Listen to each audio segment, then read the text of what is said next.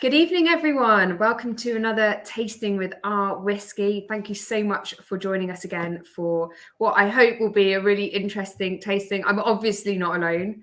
My name is Becky Paskin, founder of OurWhisky, and this mug here. Iain McAlister, distillery manager, master distiller at Glen Scotia.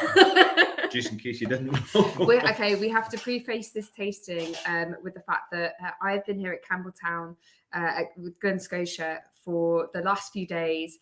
We've been hosting so many masterclasses. This right now is Iain's 6th of the day. It's my 4th of the day. So we're a little bit whiskeyed up. We've been having a brilliant time here in Campbeltown. We're jaded. We're really jaded. We really are. We are, but we're also really excited to taste what's in the OurWhisky packs. So I hope everyone has theirs at the ready. Yes, I brought mine all the way here to Campbeltown so that we can dive in. We wanted, because obviously this is Campbeltown Festival just now, and next week is the Islay Festival. So we wanted to bring you a taste of the two big Scotch whisky festivals happening here. Speyside was a few weeks ago. We can only fit 2 in a pack, so it's Campbeltown and Islay we go. Iain is obviously representing Glen Scotia, but we have another guest on the call today who is drum roll, Colin Gordon. Hello, what an intro, thank you. How are you? Hey Colin. Hi Colin. Colin, distillery manager of Ardbeg. Yes, thank you very much. We're excited to be hearing good things coming from Campbeltown and looking forward to the mass of whisky enthusiasts coming across the water to Islay. Well, we've had a taste of the massive whisky enthusiasts the last couple of days. So they've all been coming to Campbeltown before they catch the ferry over to you guys. I think it's went from a mass into an exodus now, Colin. So okay, well, we're geared up and ready for them, so looking forward.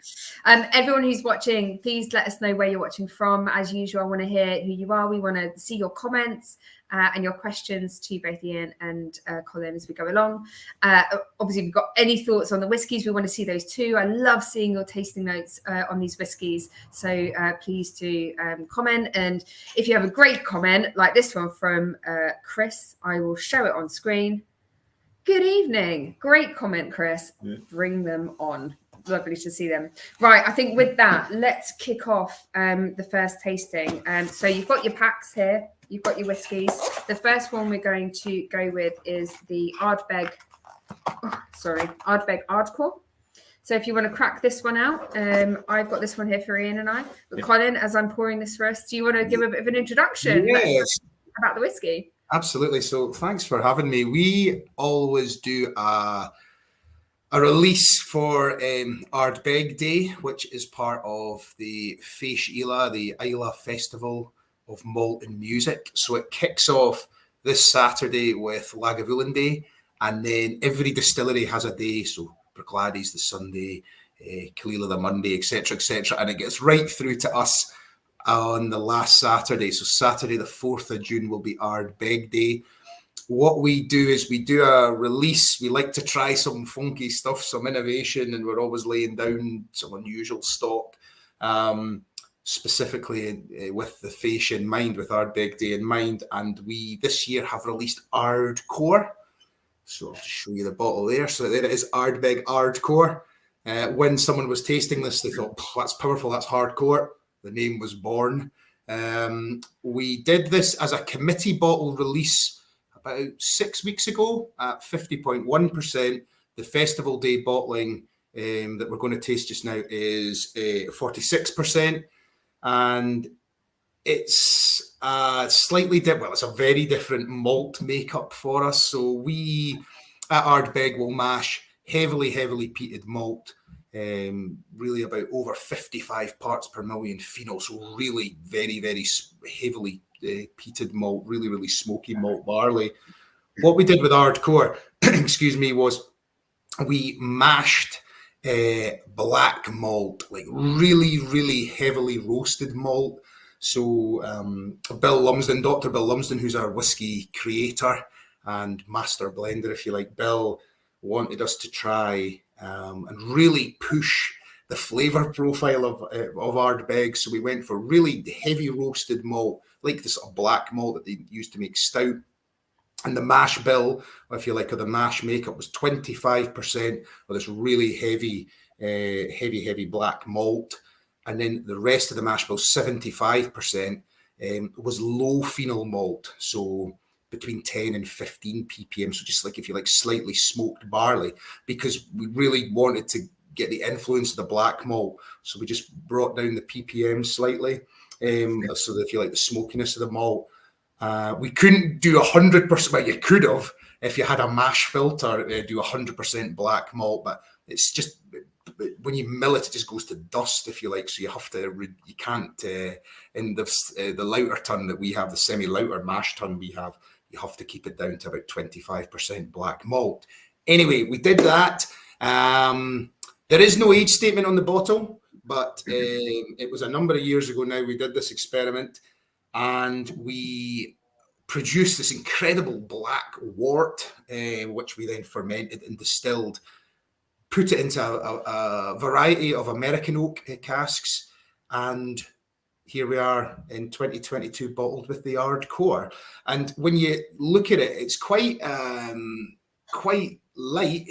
What we wanted to do with this, though, we used a lot of first fill ex bourbon casks to really try and lift it, because the black malt was, Bill describes this as biting on a spiky metal ball, and when you taste it, what is that? Who bites on spiky metal balls, Colin? That's not my tasting note, right? Well, whatever Bill likes to do in his spare time. But and he really felt, because it was so much, we really needed to give it a lift and a bit of sweetness. So there's a lot of it is first fill American oak. So we'll have a wee nose.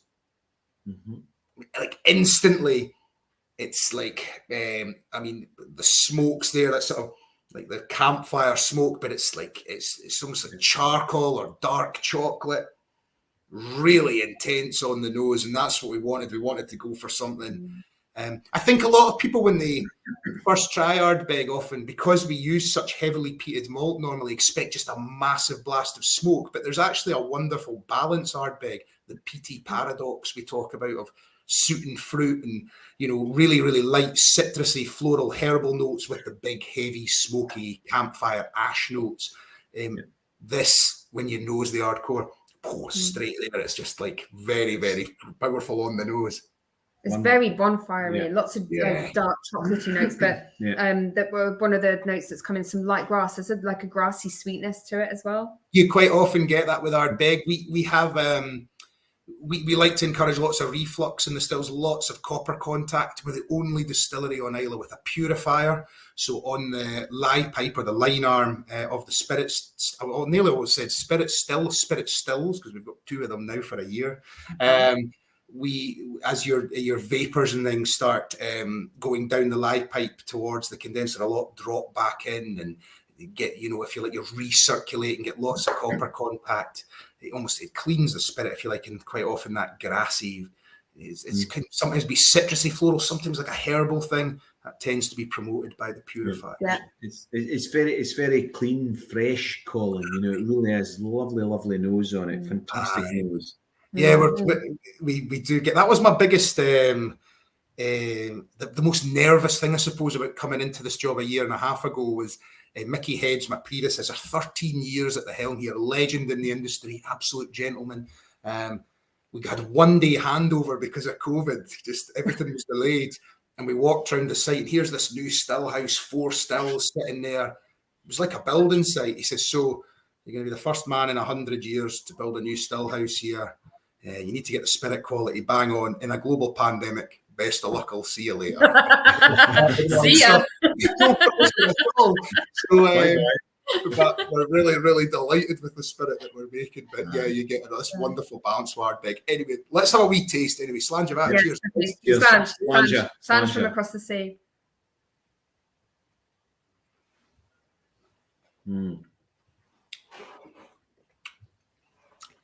It's like almost like quite peppery as well, but that chocolate there, that it's quite like umami, that savoury thing going on.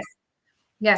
Oh, that's, what, that's so funny, because Chris is that note, yeasty marmitey, but without the salt. I get that sort of Marmite burnt toast thing, but You know, Yes. they always say taste and smell's a personal thing, and I'm a big fan of toast and Marmite, but I do like, there's definitely something really quite savoury about it, but the chocolate. Quite people sometimes think almost like a chicory. There's quite like a sort of like a herbally note to it as well.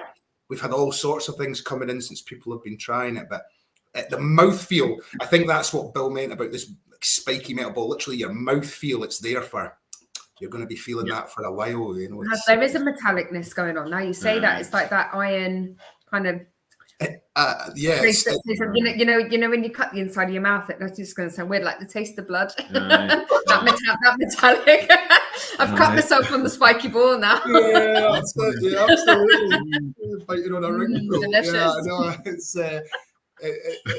It's a powerful drop of stuff. Oh, that's great. Beautiful. Very. You get a lot of, I get a lot of dry grass and hay and real dryness there. Wood smoke dryness. Yeah. Beautiful. Absolutely. It's really dry. The mouthfeel really dry. But quite often with it's 46%. 46. Yeah. You quite often get like a really intense sweetness with Ardbeg as well, like just on the tip of the tongue and just in the aftertaste on the finish, you're getting a bit of that. But a lot of that was to do with it's about 75-80% first fill American oak we used, really just to try and lift it and give it some of that real vanilla sweetness. So it's a cracking dram. We always like to play about and try something different, and we're looking forward to pouring the Ardbeg fanatics a glass a week Saturday. So really pleased. Absolutely. Fantastic. That'll go down well. Is this available now? Yeah, so it's as always with Ardbeg, when we release, it's we never made enough. So capacity has now grown. So since 97, if you like, so what's that now? We're talking 25 years ago when Glen bought Ardbeg, when the place was in dire, in a really, really poor state. It had been shut through the 80s, barely run through the 90s. So there was never much old stock. And the 25 years we've been part of Glenmorangie, it's always been about getting consistency, the quality back, which we absolutely have nailed over the years, but volumes have had to try and grow. And it was always really difficult when we laid down something different, or like the fermutation. So we released a bottle. I'm so lost with years now, but we're at the start of this year. We did fermutation, which was very, very long fermentations, 3-week fermentations. But because there were only 6 washbacks, it was due to a boiler breakdown. Iain, if you're thinking, what were they up to over there? We had a boiler breakdown. It was going to be 3 weeks. I know the feeling, Gordon. I know the feeling. Absolutely. It was just the boiler broke down, so they weeked open the lids of the old washbacks and just left it for 3 weeks rather than putting it to shore with customs watching. So it was really, really unusual. But because there were only 6 washbacks worth, it's not a lot of volume. So when we do these releases, people around the world will say, "Oh, we never got a bottle." But I mean, fermentation was limited. There is slightly more Ardcore, so it's on Islay just now in the shop, and we've done releases through, the usual outlets around the UK, and online on our website. But as always, I was actually in Sweden last Saturday doing a tasting at the embassy, the Ardbeg embassy in Stockholm, and many told me that they queued and didn't get a bottle. So it's one of the challenges, because we're gradually building stock, and now we were doing record volumes at Ardbeg with the new still house coming online with these 4 stills and extra washbacks. The ash tons never worked so hard, where the site is really going for it. 10 years ago we were probably doing 500,000 litres of alcohol. This year we're planning to do 2.5 million, so it's a 5-fold increase in 10 years. Wow. So with your new still house, are you now running that at capacity as well? Not quite, really. That it's the mash tun that's really struggling, not struggling, but working very hard. And it's a pretty traditional mash tun, 3 separate waters. It's still very manual. So we don't really want to push that too much more just now. We could get more through the still house, but really it's the mashing that is the pinch point, if you like. It's great. It's great. We've got a great balance of manual and automation here as well with the new upgrades. So it still feels very much like Ardbeg. I think that's what you need, doesn't it, Colin? You need that combination, don't you? You need a combination of the manual and obviously, as you say, you've got to move on from the 500,000 litres to, There's a happy medium to be found. And you like your team moving. You like your team up away from the desk. I think sometimes says me that literally sits at a computer most of the day. But do you know what I mean? We all need to get up and get moving. It's good for the step. That's it. It's good for the watch. Definitely. We've had another question come in from Chris. Chris seems to be carrying the conversation on YouTube just now, but if anyone else wants to chime in with a question or want to talk about the whiskey, then please do. I want to hear your notes. Question from Chris, Colin. Who comes up with the names for the Ardbeg releases? A lot are actually done on site. We have meetings. Well, we've actually got a meeting tomorrow about the festival and Ardbeg Day, but we will sit quite often. We've got a really good team here, work pretty tight. So myself and Jackie Thompson, who runs the visitor centre, she's been here since '97. Legend, absolute legend. Yeah, chair of the committee. Hi, Jackie, if you're watching. Nice to see you. Well, sorry, I'm not going to see you this year, actually. I know there'll be many ready to say hello and see Jackie again, because she has met pretty much everyone that's ever come through the doors here. So, but we will sit together as a team with the Whiskey Creation team, Bill and Gillian McDonald, and get catch-ups about bottles and what we're thinking, what we've maybe laid down in different woods or different malt or different yeast, things we've played about with. And sometimes the names are born rather than sitting in a marketing team. It tends to happen quite often here, as did with Ardcore. Yeah, that's good. Yeah. That's good. Now, question for you, Colin. So I've been a regular to the Islay Malts Festival for quite a few years. I don't think I've been while you've been at Ardbeg. No. So my question for you, seeing as you're taking over from Mickey Heads, is: are you dressing up this year? Because he is. Every year he brought the costumes. What are you dressing up as this year? It was part of the job. It was part of the job interview. Will you dress up? I thought that's a strange one. They've got me an outfit this year. Last year, even though it was virtual, we did Scotch, which was dragon charred casks, really heavy charred. American oak. Absolutely brilliant whiskey, Colin. Aye, cheers! Good dram. Like, we're really pleased with it. Like, it was cracking dram. But I had to dress up as a knight, and I was in the still house, in the new still house, dressed up like an extra at Game of Thrones, with a sort of big helmet on and a mask. And someone just one of the contractors walks in, and I just realised I'm chatting to this guy, how are we getting? I can't remember what job they were doing, repairing a roof or something. How's things? He says, we've got an issue here, chatting away. And there's me standing with a cape on and a helmet. You're thinking, you're never going to be taken seriously with this guy, weaking my cape round and walking off. But of course, I'll be dressing up. Thank you, Amanda. But I love the idea of you being dressed as a knight and just riding around. And I imagine what are those hobby horses things? So just like a horse head on a stick, just like riding around. A Monty Python, with a sword in your hand. That's it, like Monty Python, isn't it? Yeah, the knights that say me. The knights that say Ardbeg. I like this comment that's coming from Amanda. He says she was worried it would be too peaty for her. But I think what's really interesting is I think a lot of people get put off by the idea of peat and smoke. But the reality is that there's so many different types of smoke and peat, and it comes from different sources. So from the cask, or you get that like dark chocolatiness from the malt, from the black malt, whether it's from the peat itself as well. And then there's different types of peat as well. And the smoke manifests as in different flavors. So you have that. I think a lot of people assume that a smoky whiskey, a peated whiskey, will be medicinal. That TCP and Lefroy element, which can be quite off-putting to some people, but actually smoke has so many different forms, and it can be just like a small wisp of soot or smoke, or it can be something like this, which is more sweet, like this lovely smoky sweetness. No, absolutely. Really accessible. It really is wonderful. Smoky, that lovely dryness there too, but you're getting a wonderful, the fruit element is outstanding. Beautiful. That's great. No, it's I know it's funny. I think Islay Islay whiskey. I remember, like when I first came to Islay, I grew up in Perthshire, you know, so I grew up around a lot of unpeated, and not a lot of unpeated. I went to school in Aberfeldy, it was all unpeated. So, but I think that's the great thing, or the greatest thing about the whiskey industry. I mean, how many of us are there now? 130 distilleries in Scotland.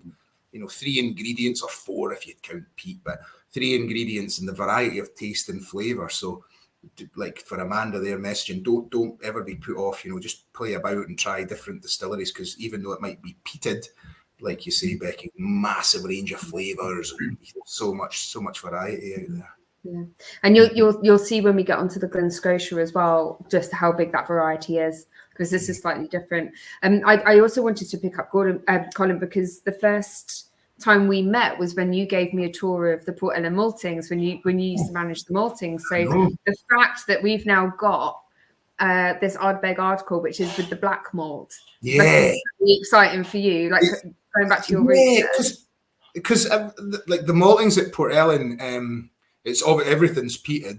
They very, very occasionally in their history they do unpeated. Place some maybe occasionally Kalila in the past did unpeated. But it was all peated. But things like this, the black malt, is really interesting, because that maybe tends to be a maltings for a brewery, because it's right at the end of your kilning process. You want to ramp temperatures right up. You know, if we were making malt for, say, Ardbeg, you would probably be the final temperature in the kiln, I don't know, maybe about 80 degrees Celsius or something like that. To make something like black malt, way up about 200 odd degrees, you know, you're almost burning it. You're really, really intensely heating it. So I never got the opportunity to play about with that malt in that respect, but it's great to be at a distillery where we do play about with different malts. And I remember that tour well. Becky, you went on shift, did you not? I think I did. Yeah, I did a shift with you. I did. I remember pressing a button for the intake, the malt That's intake. right. Yeah, exactly. Oh no, I dumped the malt into a van, and I was helping him move backwards and forwards. I got inside one of the drums as well, which was I'm not sure if I was allowed to or not, but yeah, that's right. The drum's getting cleaned. I know, surely. It's great. It's not the most glamorous part of the industry, but it's a vital part of whiskey making. And I mean, like most I think it's fascinating. Yeah. It's fascinating, and also like people very rarely get the opportunity to actually see maltings in action. You know, we see the floor maltings, but we're talking like an industrial drum maltings, which is very different, very different. We're still getting the same result. We're still getting like the brilliant barley, the malt that we need to make the whiskey. It's just very different environment, isn't it? Yeah, it's cool. I mean, I think like distilling and making new make spirit as we do, obviously in the distilleries. You know, by the time you put a batch of malt through, you know, by the time you've milled it and you might be playing about with your mill and your settings slightly or whatever, but it's just over. It's so quick. And, you know, it's funny when we're at the maltings, because it's, you know, it's like a 7-day process to get a batch off. And each batch at Port Ellen was, I think, 42 tons off kiln. And, you know, it's funny, you know, we would rattle through that. That's 2 silos worth here, you know, 4 days worth of malt for us. But at the maltings, you know, you'd be checking that every single day for, you know, 7 odd days. So, takes a bit more time at the distillery. You're like, it's good malt. We'll just keep going. Nice. Brilliant. Absolutely brilliant. Right. Thank you so much for that. We're going to come back and if you're at home and you're tasting these, and keep some in your glass, because we'll come back and we'll compare the two, because I think it's worth actually seeing how the peat changes, the soot changes between the two. Yep. We're going to move on to the Glen Scotia now. So grab out your Glen Scotia bottles. It's the wee 8-year-old Glen Scotia. So this is a peated PX finish. Yeah, absolutely. And this is your Campbeltown Malts Festival edition. Yep. Yeah. So before we start... God. You told me that was something else. Before we start, it's obviously a special day today. Obviously Becky's never mentioned this, guys. So happy birthday. Oh, happy birthday. Woo. Thank you. It's pink. If it's not Colin, what's her name? Well, if you want spoons too. So there we go. Okay, happy Thank birthday. you, Happy Iain. birthday, Thank my you. dear. Wait, why are you taking it away? Well, sorry. Have your cake. Have your cake. Thank you. Oh, brilliant. Thank happy, you. Oh my God. Happy birthday, Becky. Thanks. You Fantastic. made me go all red now. I'm as red as the caterpillar. Not at all. Not at all. Thank you very much. Caterpillar Happy cake. Never birthday, mind Becky. about whiskey. Caterpillar cakes. Caterpillar cake. Aye. I This know. is- I hope yeah, it's it's not the- one of the Colin the Caterpillars. They caused a lot of excitement. Well, this is Colin. Ah,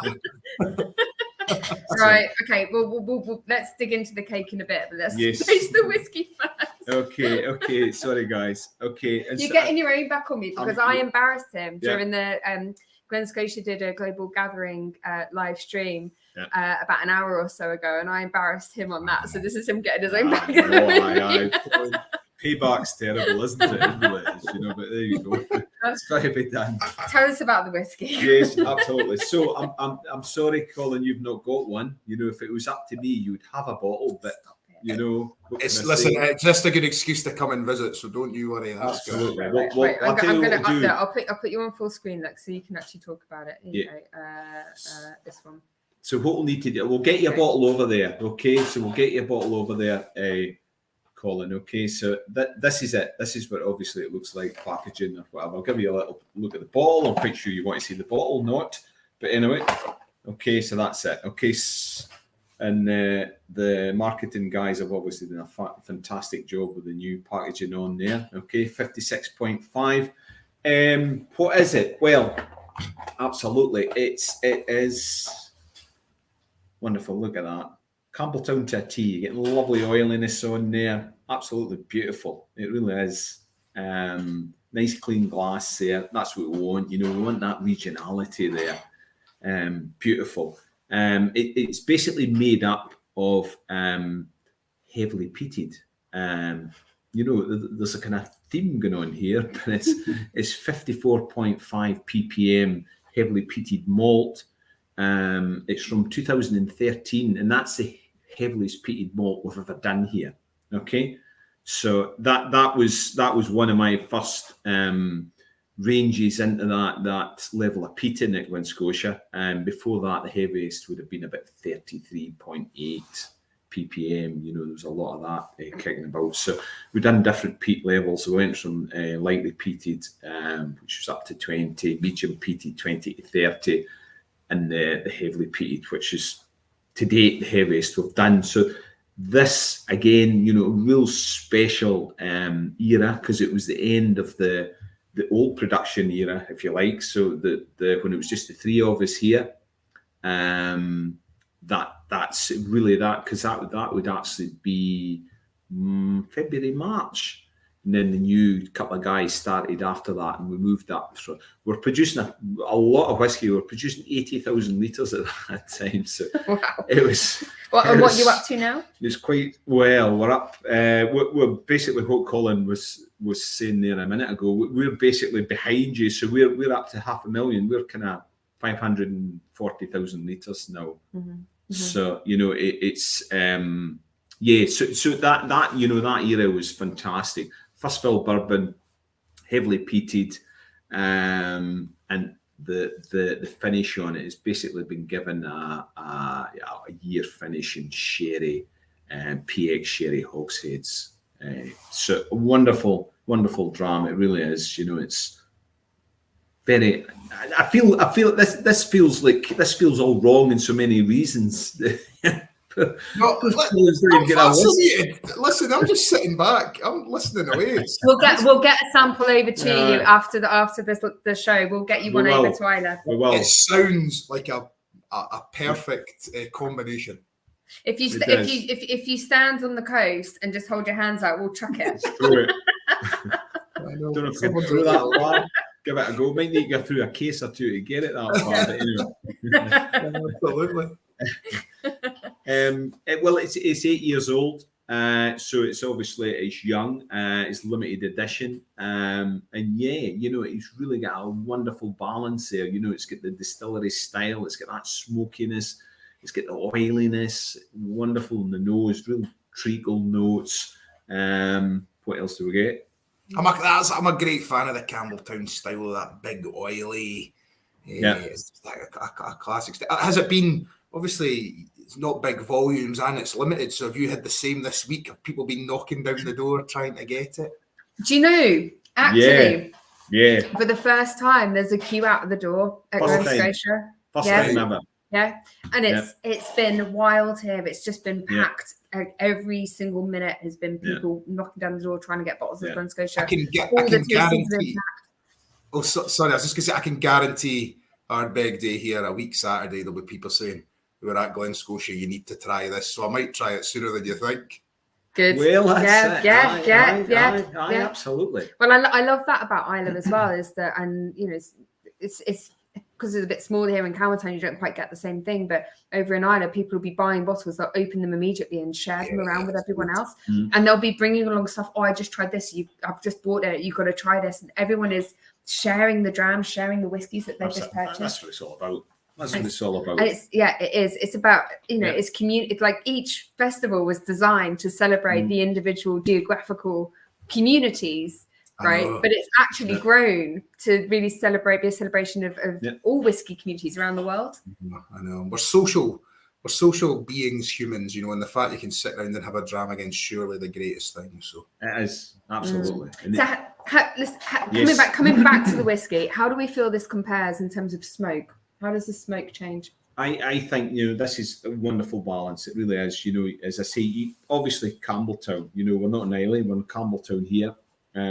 As Colin was saying there, you know, obviously that Campbeltown element, you get a certain amount of robustness, you get that oiliness, and that's what you want, but you really want a smoky appeal there, you know, so and it comes across as that. It's heavily peated, but in the right balance, it really is. You know, you get a lot of that sherry influence there, the treacle notes, absolutely and there's a lot of similarities. There is a lot of crossover here, I've got to say, you know, really, really wonderful. But you get a lot of treacle notes, you get a lot of that sweetness coming through there, obviously from the sherry cask, and it really just offsets it and presents it in a lovely way, I think. You know, it's strength 56.5, as I mentioned there. Wonderful. You know, obviously every festival you're looking for something different to present to everyone, and this one, as I say, special moment. 2013, special stuff from that era. So it's wonderful. A stunning dram. This, I'm really enjoying it, and that oiliness really comes through. I don't know if you can tell now. I don't know whether it's the higher ABV or whether it's the oiliness of the whiskey, but those legs are phenomenal. If you've got a glass at home and just run around and have a look at those legs and just how long they take to move down the glass, and that smoke is just, it's part of it. But what I love about Glen Scotia is it has all of these different elements that really make up the distillery DNA, that beautiful fruitiness, the oiliness, the salinity, which is still bizarre. No one can ever explain where the hell that comes from, because there is no salt in the spirit. But yeah, we were like, oh yeah, it's a bit salty, a bit maritime. How? I have no idea. It's a secret. It's a bit secret. But it has that beautiful fruitiness, that there's a touch of like red forest fruits and a lovely spice, Christmas cake, but still that waft of lovely bonfire smoke as well. Yeah. How much was the festival bottling this year? This is on sale for £55. So bargain. It's good. It is good. That is a bargain. What's Ardcore at? £105. Wow. Yep. Okay. Also a bargain. Absolutely. 105. Yeah. That's it. That's what it is. Unfortunately, we don't have a lot of control over that, Colin. So it is.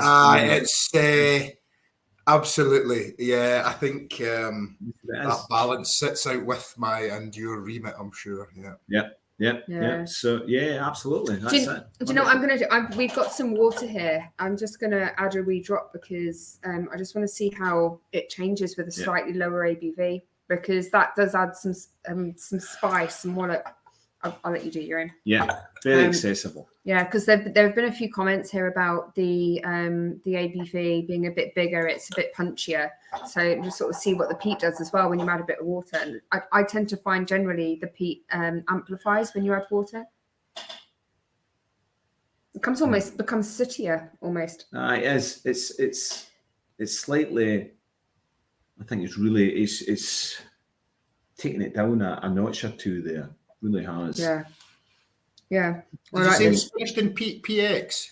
Was it Yeah, PX? yes, absolutely, Colin. So it's spent 12 months. So it's roughly about 7.5 years in the first fill bourbons, that heavily peated spirit, and it's 12 months finishing in the PX sherry hogshead. So it's been a hogshead finish there. So yeah, really, it's quite complex. There is a lot going on. Some of the peated Glen Scotias can be quite complex.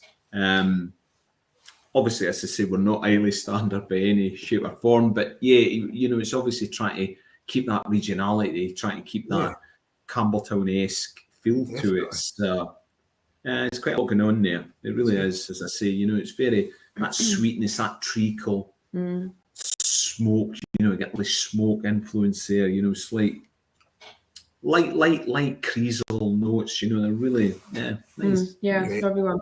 I think we were talking earlier today, Colin. I don't know what your thoughts are on this, seeing it from an Islay perspective, but it feels like Campbeltown's having a bit of a renaissance. Oh, just now. massive!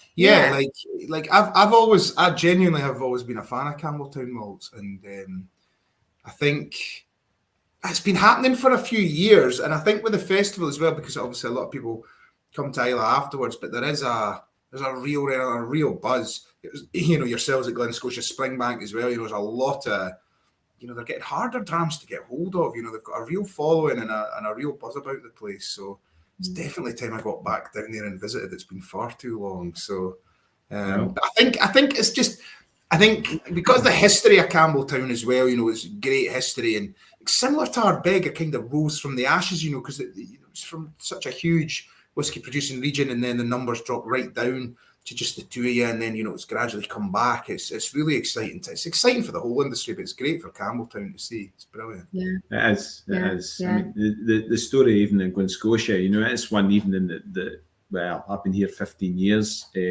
Colin. So when you seen it 15 years ago, it was, I guess it was the story of the whiskey industry at that time. There wasn't quite the appetite there is now, but obviously anything with any shape or form related to whiskey is obviously, it's big business now. So it's fantastic to see obviously that investment and that desire and passion and love, for places. I think also because we've got, we're talking about how Campbeltown used to be the centre of whiskey distilling in Scotland back in the sort of late 1800s with what's 32 distilleries? 36 distilleries. Now there being just 3 hanging on in there as a region. And I kind of feel like one of the reasons why it stopped being so popular is because blending took off, and the blenders really wanted a lighter style of whiskey, and Campbeltown's oily, salty style just wasn't suitable for blending.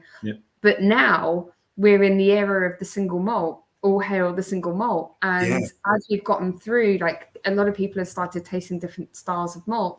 Campbeltown is the region which is underrepresented, and it's making people think, I want to try more Campbeltown. But they also want bigger, more robust flavors, which is something that Campbeltown has in spades.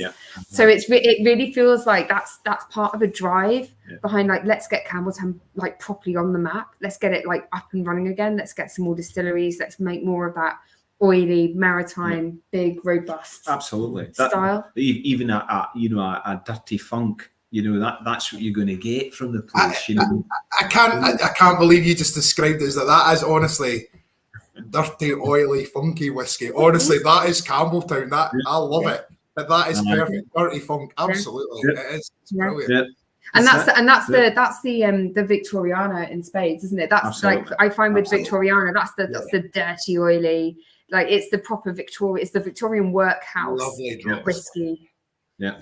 Amazing. That's what you want. But it's good. I mean, you go to Islay and you get wonderful whiskies in Islay. So you come to Campbeltown, absolutely, you get wonderful whiskies in Campbell. That's what it's all about. Wherever you go, you want that experience, and it's Campbeltown's obviously got a rich history, as Islay has, everywhere has. But for me, coming from the place, there's just something about the place. It's really You know, it's just it's been a once glorious region that's really fallen in hard times. You know, things have been tough, and it's great to see it finding its confidence again and coming back to the fore. And that's whiskey, power of whiskey, isn't it? Yeah, absolutely.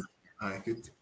Yeah. We just had a comment about having this in an espresso martini. So listen, our whiskey here at OurWhisky, we are not of the mindset that all of our whiskey should be drunk neat without water or ice and never mixed in a cocktail. We say this is your whiskey, you do what you want with it. So with all the packs that come out, Colin, we have tasting note cards. This might be back to front, I'm sorry. No, I didn't like the way that I looked with the camera the other way around. So I moved it.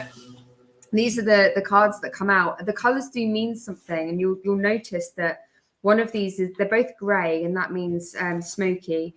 And then you've got the red for Glen Scotia, which is fruity, and the yellow for Ardbeg. The cakes. Colin was sitting on this one. Yellow for Ardbeg, which is sweet. So there's two slightly different cards. But on the bottom, towards the end, there's cocktail suggestions. And I do recommend that when you buy a bottle of whiskey, you don't necessarily just drink it all neat, play about with it, do something fun with it. Particularly, you know, I think the Glen Scotia, the Campbeltown Malts Festival one, would work amazingly well in an espresso martini. I think whiskey is best in an espresso martini. Forget vodka. That can sack off. Let's have the whiskey in it. You're seeing some great espresso martinis with whiskey. There's been some, again, play about with it. Yeah. The espresso martini is massive, and putting whiskey in is great for sure. But the Ardbeg Ardcore, I mean, it's got that lovely, like, slightly smoky sweetness to it. So I thought it would work probably best in like a Manhattan or Rob Roy. We're not calling them Rob Roys anymore because that's not trendy. We're calling them Manhattans now. Apparently, that seems to be Scotch whiskey in it, because it was always a Rob Roy. It's a Rob Roy with Scotch, but apparently that sounds too old-fashioned. Right. So we're calling them Manhattans now. Yeah. Okay, Manhattan. I don't know whose decision that was. You're the fountain of knowledge with this stuff. So now you're saying that it's Manhattan all the way from me. Rob Roy can. Over here. Look, I'm gonna get the cocktail historians after me if I say that. but you know, this also would work really well in an old fashioned. But look, it's up to you guys at home. Whatever you want to do with your whiskey, drink it how you like. But if you were to put this in a cocktail, Colin, what would you do with it? I don't know. Because I find that peat doesn't work so well in a highball. It has to be really pared back. Like a Johnny Walker Black could potentially work in a highball, like a pineapple or something. But something like it tends to be things like an old fashioned and that they like to try with. I had a great cocktail. I actually don't really know what's in it, like a penicillin. Do you know with I had it before with some Ardbeg, and it was absolutely amazing. And I'm ashamed to say I don't actually really know what the makeup of the cocktail was, but it was absolutely sensational. And this would be brilliant in a penicillin, actually, because it's got that slight citrusy note to it as well. It would work well with a bit of lemon. Real depth to it, is that thing. Yeah. How about you guys at home? Are there any cocktails that you think these two whiskey samples would work well? Rob Roy and Manhattan is the same thing. It is. Rob Roy's with Scotch, Manhattans with American whiskey. Yeah, so it's the same thing, and apparently I just see more and more the Scotch whiskey industry moving away from calling that drink Rob Roy. They're all calling it a Scotch Manhattan. I'll have to ask what our local cocktail bars in Port Ellen are saying. That's crucial for this. Look, who's just popped up with a comment. Hello. Hey. Thanks, Blair. Yeah, I think penicillins are delicious, and I think actually the Ardbeg Ardcore would work really well in it. For sure, yeah. Happy World Whiskey Day for last weekend, Blair. Your second birthday. Definitely. Listen, if you've got any questions for Colin or Iain, then do ask them in the chat, because we've got a few more minutes yet before we sign off for the evening. Let us know which one of these two is your favourites, what you'd enjoy. No pressure then. No pressure. You seem incredibly bright for your sixth tasting of the day. Is that we're running on adrenaline now. Someone hold me up, Colin. That's it. No. Yeah. I think someone actually wrote on there, blend the two of them together. Yeah, well, that's Tabby Spirit Bomb. She tends to do that with a lot of her samples, but she's currently on a train back to Brighton just now. So when she gets back, that might be what she's doing this evening. Yeah. Blending her whiskies together. Yeah. Which is fine. It's your whiskey. You do what you want with it. You know, it's written on the inside of the box. You know, it's our club, but it's your rules. So do what you like. Do what you like. Don't forget to also let us know what you want to taste next, because I'm lining up the next few months worth of tastings, and this is your club. So if there's something you fancy tasting, then let me know. Either drop me an email or you can put it in the comments or something, or drop me a line on social media. Give us a shout and let us know what's next. Oh yes, Chris, I like that, definitely. It won't be your last, I promise you that. Definitely not. I think Glen Scotia is one of those distilleries that's really underrated. Well, it was never on the radar, you know. So it's as I say, you know, it's only in the last few years it's really, you know, there's really been any product come out of the distillery, you know. So it's wonderful to see the reception it's getting and how it's developing. Absolutely, you know, it's brilliant. Yeah. Power of whiskey, as I say, power of whiskey. Thank you. So what have you got coming up for the festival then, Colin? What's happening at Ardbeg for Ardbeg Day? That's next Sunday, right? Yeah, that's the 4th. Saturday the 4th. We are, well, next week we've got various events going on through the week. So Dugga, our head warehouseman, Douglas Bowman, everyone's got a nickname, of course, on Islay. Dugga is taking people walks up the loch. Not walking across the loch. He's a head warehouseman. He's not that good. So he's taking people walks up there, and there's a few goodies and stuff.